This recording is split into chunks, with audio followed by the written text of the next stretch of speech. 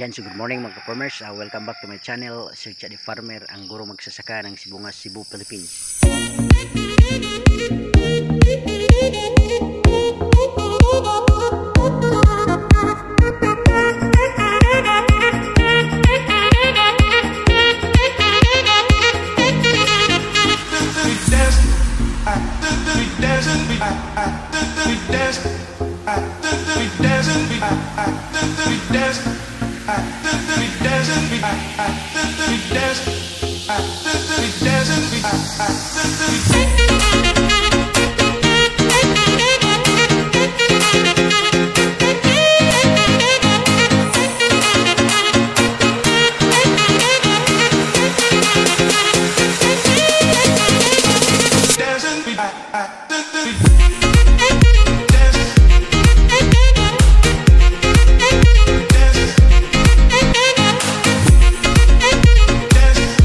And if you're new to this channel mga farmers, please don't forget to subscribe and click the notification bell in order for you to be notified with my coming videos. Thank you and enjoy this vlog.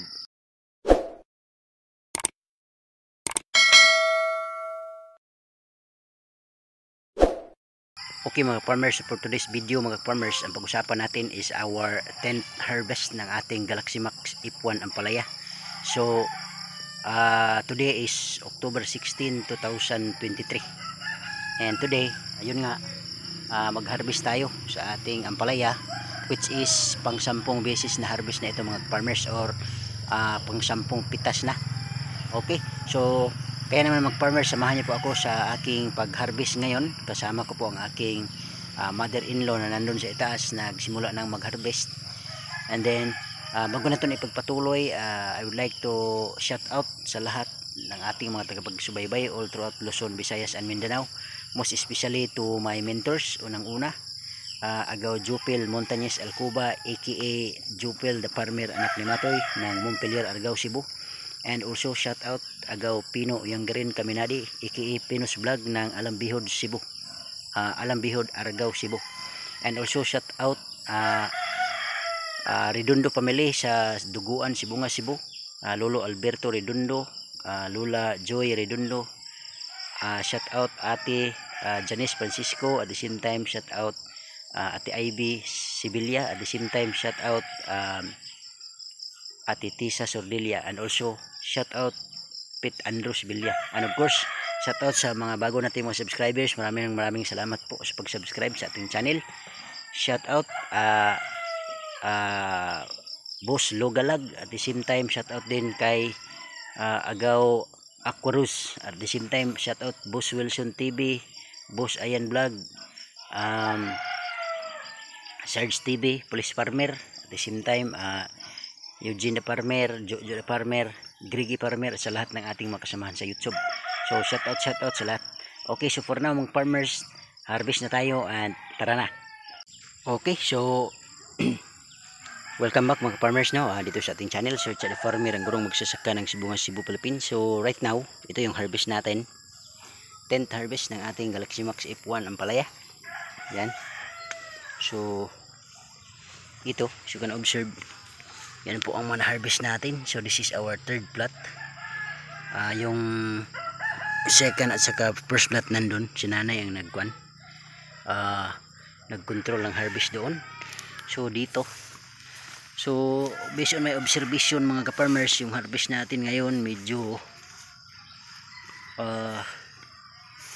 I'm not sure bumaba ba or hindi, kasi last week kasi mga farmers, yung ano natin, yung harvest is isang araw yung pagitan, kasi Monday, Thursday, tapos Thursday nung Friday hinarbisan, and then Saturday naman na harbisan kasi umuwi yung kapatid ko. So siyempre pinadalhan natin, kaya medyo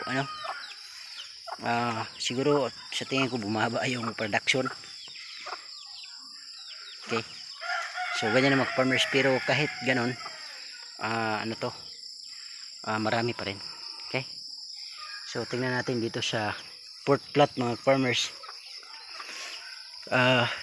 Siya nga pala problem encountered ko mga ka-farmers dito sa aking ampalaya. Ito first time bumagsak yung ano mga farmers, yung isang buwig ng niyog mula dito sa itaas dyan. Kaya ang nangyari, this part na nasira, pero na-repair na rin natin kahapon mga farmers. Okay, so again, no, let's go back to our pork plot.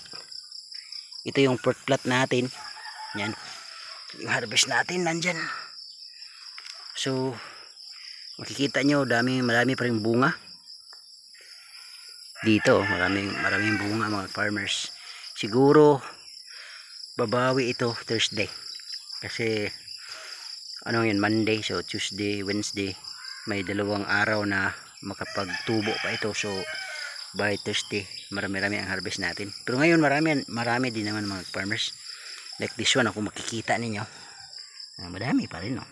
Nakalinya pa rin yung mga harvest natin. So yan po ang harvest natin mga farmers ngayon. Sa tingin ko aabot pa rin to ng mga farmers 50 kilo siguro. I'm not sure. Makikita din natin mamaya mga farmers kung ilang kilo talaga yung maaring ma-harvest natin. Okay, so stay tuned lang mga farmers, kasi itong ganito mga farmers, so ma-harvest na to by Thursday. Yan, marami na. Okay, so ganyan yung ating sitwasyon ngayon. So yun po yung harvest natin mga farmers, tapos titingnan po natin yung pagtitimbang mamaya. Okay, yan mga farmers, welcome back, no, sa ating channel. Ito po yung ating harvest ngayon mga farmers. Okay, so ito po ay pork plot. Ito po ang sitwasyon ng ating ampalaya ngayon.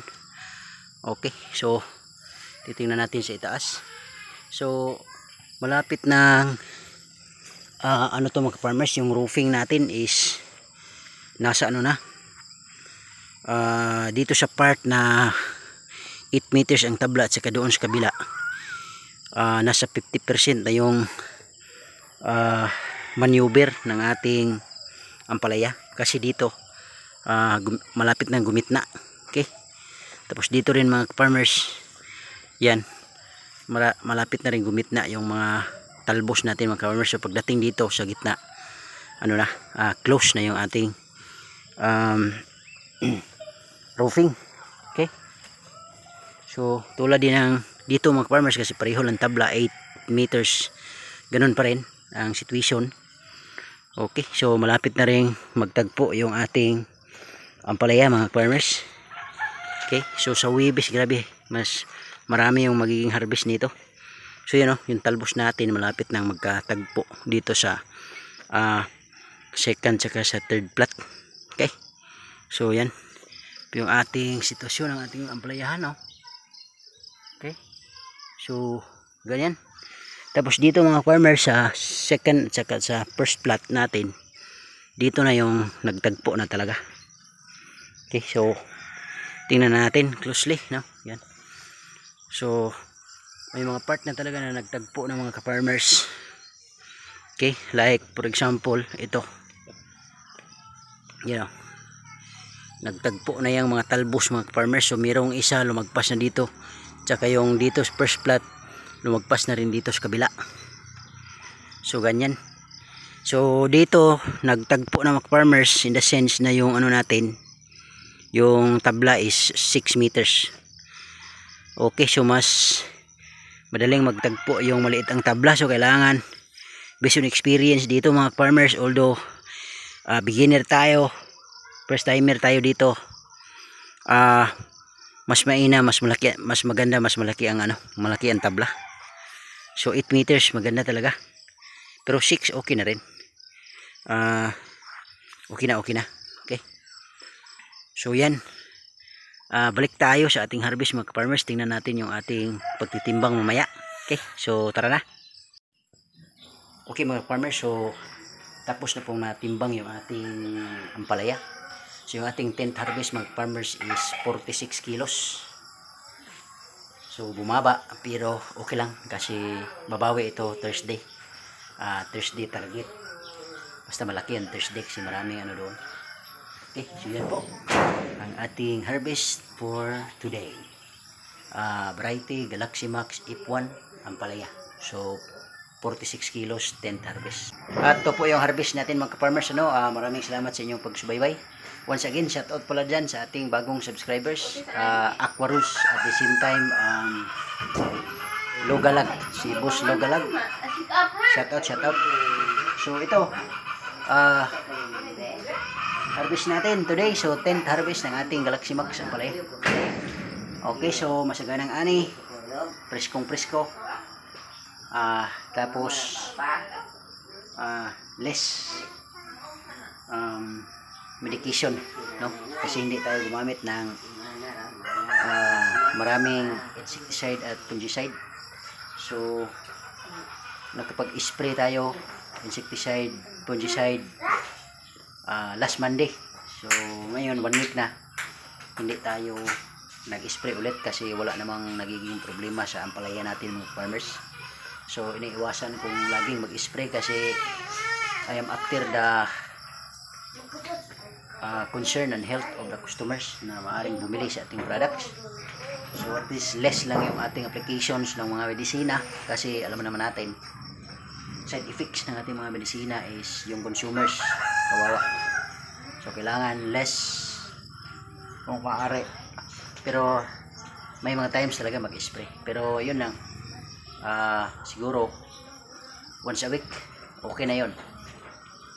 Hindi every after harvest kasi baka nagsira sa health ng ating mga clients. Okay, so yun po, once again, this is Sir Chad the Farmer, ang gurong magsasaka ng Sibunga, Cebu Philippines. Bye bye and thank you. Happy farming.